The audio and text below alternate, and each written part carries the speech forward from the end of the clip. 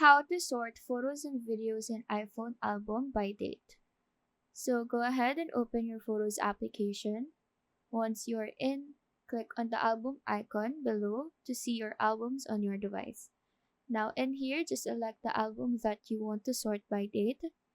Once you are in the album, as long as you are not in the Recents album, there will be a three dots icon on the upper right corner of the screen. So simply tap on that, and from all of these additional options, click on Sort. Here you can choose Custom Order, which will give you the permission to move the photos around. Just hold onto a photo or video and move it around. Now the other option is the oldest to newest, and the last is the newest to oldest. These two will be both based on date.